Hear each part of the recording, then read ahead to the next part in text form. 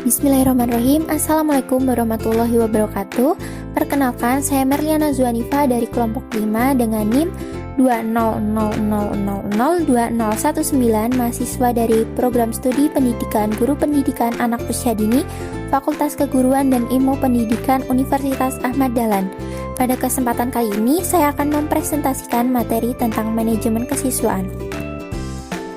Video ini disusun untuk memenuhi tugas mata kuliah Manajemen Pendidikan yang diampu oleh Bapak Ian Sofyan SPD MA. Apa sih yang dimaksud dengan manajemen kesiswaan? Pengertian manajemen kesiswaan. Manajemen kesiswaan merupakan keseluruhan proses kerjasama dalam bidang kesiswaan. Bidang kerjasama dalam manajemen kesiswaan itu adalah menyelesaikan masalah-masalah yang berkaitan dengan siswa. Masalah-masalah yang dimaksudkan di sini adalah berupa penyelenggaraan sesi sekolah, menyelenggarakan kegiatan penerimaan siswa baru, pembinaan kedisiplinan siswa, menyelenggarakan program layanan khusus bagi siswa, dan sebagainya.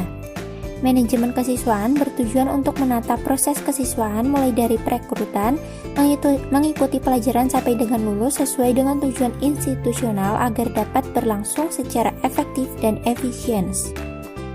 Prinsip-prinsip manajemen kesiswaan.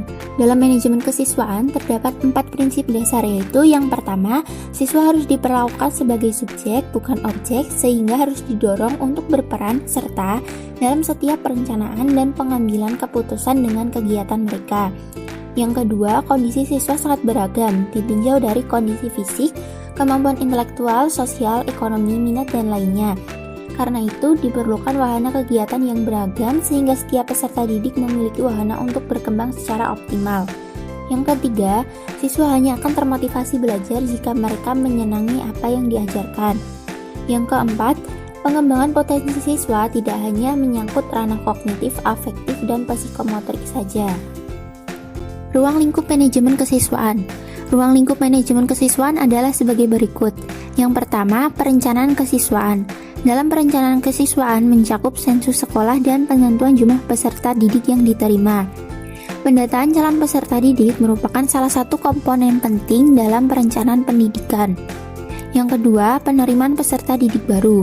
Ada beberapa yang harus mendapat perhatian dalam penerimaan peserta didik baru, yaitu kebijakan penerimaan peserta didik baru, sistem penerimaan peserta didik baru, kriteria penerimaan peserta didik baru, prosedur penerimaan peserta didik baru, dan problem-problem penerimaan peserta didik baru.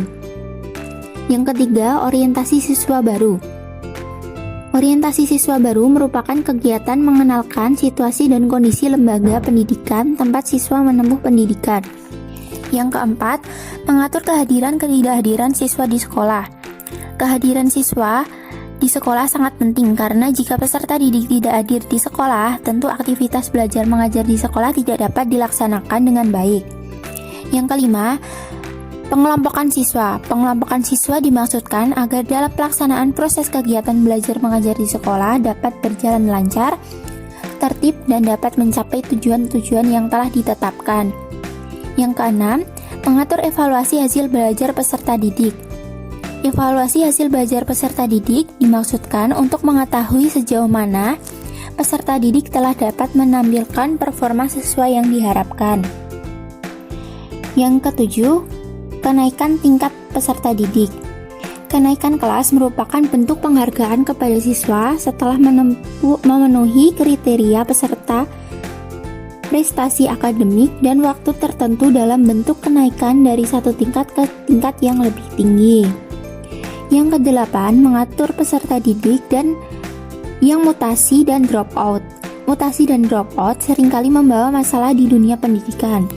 Oleh karena itu, keduanya harus ditangani dengan baik agar tidak mengakibatkan keruwetan dan keribetan yang berlarut-larut sehingga pada akhirnya akan mengganggu aktivitas sekolah secara keseluruhan.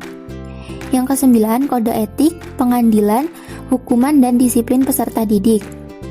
Kode etik peserta didik adalah aturan-aturan norma-norma yang dikenakan kepada peserta didik, berisi sesuatu yang menyatakan baik buruk, boleh tidak boleh, terpuji tidak terpuji dengan maksud agar ditaati oleh peserta didik.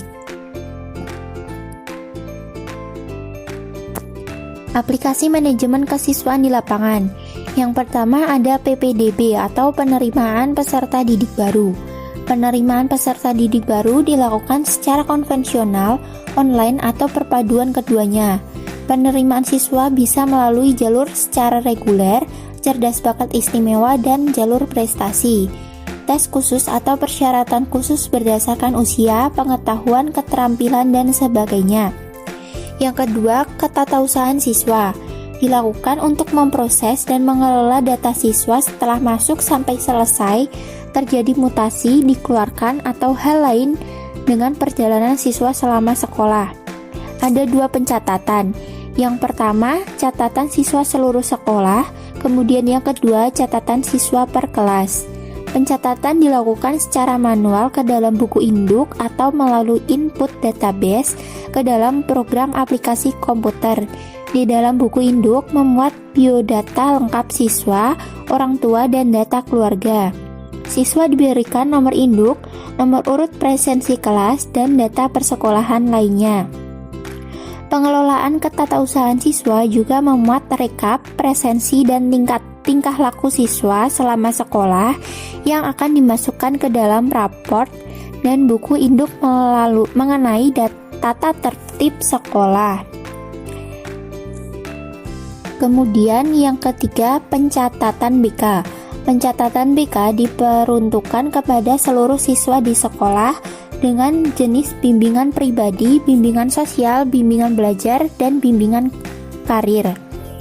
Pencatatan BK harus dikelola dengan profesional agar setiap siswa mendapatkan layanan bimbingan dengan baik dan terjadwal. Setiap bimbingan dicatat dan dimasukkan ke dalam buku induk siswa dan evaluasi serta tindak lanjut dari setiap proses bimbingan yang dilakukan per semester dan per tahun.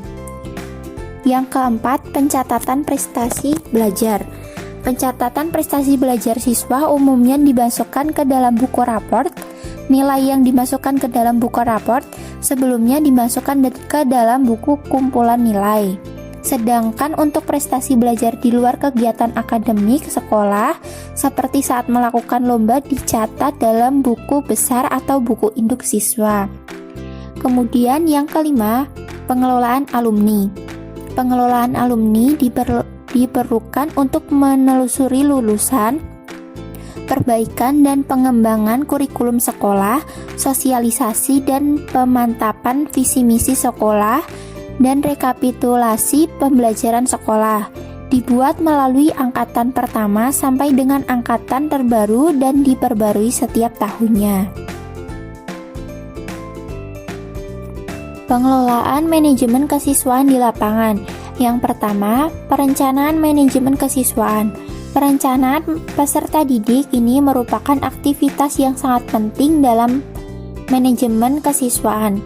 Karena dalam kegiatan perencanaan akan diperoleh suatu kebijakan yang berkaitan erat dengan strategi penerimaan peserta didik baru, baik berkaitan dengan kualifikasi yang diharapkan, alat tes yang digunakan, dan jumlah siswa yang diterima atau daya tampung sekolah. Yang kedua, mekanisme penerimaan siswa baru. Mekanisme penerimaan siswa baru dapat dilakukan menggunakan 2 sistem. Yang pertama, sistem promosi. Yang dimaksud dengan sistem promosi adalah penerimaan peserta didik yang sebelumnya tanpa menggunakan seleksi. Mereka yang mendaftar sebagai peserta didik di satu sekolah diterima semua begitu saja. Yang kedua, sistem koleksi. Sistem koleksi ini dapat digolongkan menjadi 3 macam.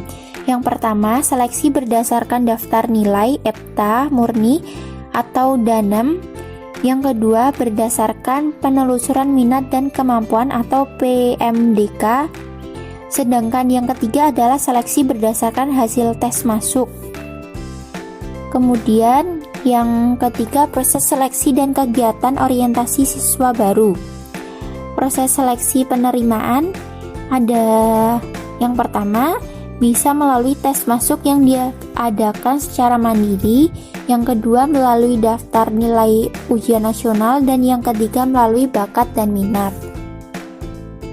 Untuk tujuan orientasi siswa baru yaitu pengenalan bagi siswa baru mengenai keadaan-keadaan sekolah, baik yang meliputi tata tertib, pengenalan berbagai macam kegiatan yang ada dan rutin dilaksanakan di sekolahan tersebut. Hal ini dimaksudkan agar siswa nanti tidak akan mengalami kejanggalan dalam menjalankan kegiatan-kegiatan yang diadakan di sekolah. Yang keempat, pembagian ruang kelas dan kelompok belajar siswa. Akhir proses belajar mengajar berjalan dengan baik, maka siswa dalam jumlah besar perlu dibagi-bagi dalam kelompok yang lebih kecil yang disebut kelas. Banyaknya kelas disesuaikan dengan jumlah murid yang diterima, sedangkan jumlah murid untuk setiap kelas berbeda untuk setiap tingkat dan jenis sekolah. Dalam menentukan beberapa besar kelas, berlaku prinsip semakin kecil kelas semakin baik, karena dengan demikian guru akan lebih bisa memperhatikan murid secara individual. Kemudian yang kelima, pembinaan siswa baru, pemberian jadwal dan aturan sekolah. Pembinaan siswa merupakan kegiatan yang dilakukan selama berjalannya proses pendidikan di sekolah. Pembinaan terhadap siswa dilakukan sejak siswa baru masuk ke sekolah hingga siswa menyelesaikan pendidikannya di sekolah. Kemudian yang keenam, monitoring dan evaluasi manajemen kesiswaan. Secara umum, kegiatan monitoring dan evaluasi manajemen kesiswaan dilakukan oleh kepala sekolah selaku pemimpin di sekolah yang bertujuan untuk perbaikan dalam pengelolaan dan perencanaan yang ditetapkan oleh pihak sekolah, khususnya yang berkaitan dengan manajemen kesiswaan. Pentingnya manajemen kesiswaan di sekolah. Manajemen kesiswaan pada lembaga pendidikan sangat penting karena dapat menunjang proses belajar mengajar di sekolah, sehingga proses pembelajaran dapat berjalan lancar, tertib, teratur, dan dapat memberikan kontribusi bagi pencapaian tujuan pembelajaran dan tujuan sekolah secara efektif dan efisien. Manajemen kesiswaan juga bertujuan untuk mencapai kondisi lingkungan sekolah yang baik. Secara khusus, manajemen peserta didik bertujuan untuk yang pertama, meningkatkan pengetahuan, keterampilan, dan psikomotor peserta didik. Yang kedua, menyalurkan dan mengembangkan kemampuan umum atau kecerdasan, bakat, dan minat peserta didik. Yang ketiga, menyalurkan aspirasi, harapan, dan memenuhi kebutuhan peserta didik. Kemudian yang keempat, peserta didik mencapai kebahagiaan dan kesejahteraan hidup yang lebih baik dalam belajar dengan baik dan mencapai cita-cita mereka.